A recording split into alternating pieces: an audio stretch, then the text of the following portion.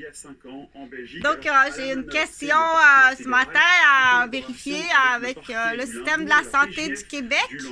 Et du coup, à vérifier une question que je pose et à vérifier au niveau du triage qui arrive à l'urgence et faire la différence entre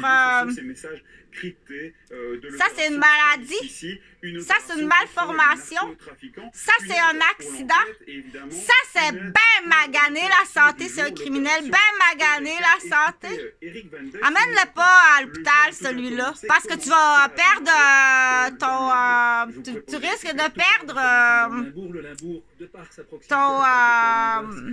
ton droit de pratique d'ambulancier puis ton droit de pratique de policier, puis que je pourrais peut-être que les médecins vont se poser la question, si tu m'amènes ça à l'hôpital, ce magané-là, c'est que t'as l'idée qui blesse un médecin ou qui blesse une infirmière. OK? Donc, docteur, réveille! Docteur, réveille! Réveille, docteur! OK? Où elle est la plus importante. Rouvre même pas les portes à ça. Et tu fais un rapport à l'ambulancier et au policier. Parce que ces gens-là, ils ont un hôpital privé. Quand ils veulent rester cachés, là, ils ont leur hôpital privé là, dans leur bunker. Quand ils arrivent dans un hôpital public, là, c'est qu'ils veulent faire des problèmes aux médecins, puis aux infirmières, puis au personnel. Okay?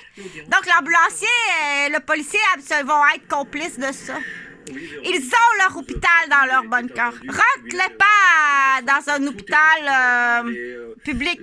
Dans ce dossier de trafic de cocaïne via l'aéroport de Liège, de la drogue qui venait de Colombie, du Mexique ou de Panama. Seulement voilà, l'un des suspects manquait à l'appel, en cause un problème de compréhension à la prison de Marche, problème de papier visiblement. Ce suspect considéré comme le numéro 3 de l'organisation par le ministère public n'a donc pas pu quitter sa cellule ou serait arrivé beaucoup trop tard. Son avocat a donc refusé de plaider en son absence et je vous propose d'ailleurs de l'écouter. C'est un départ complètement raté. Je l'avais pas reconnu sans son habit d'infirmière. C'est pas mon problème. C'est pas mon problème que tu m'aies pas reconnu. Tu dois payer. Donc, juste avant Noël, là, ça peut ressembler à un pouce caillou. Là. Juste avant Noël.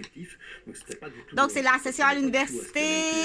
C'est ma plus grande période que je travaille en prévention suicide avant Noël.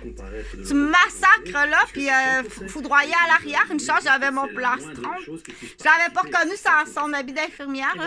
Donc, c'est dégueulasse. C'est à peu près... c'est vraiment dégueulasse, ce dossier-là de Liège.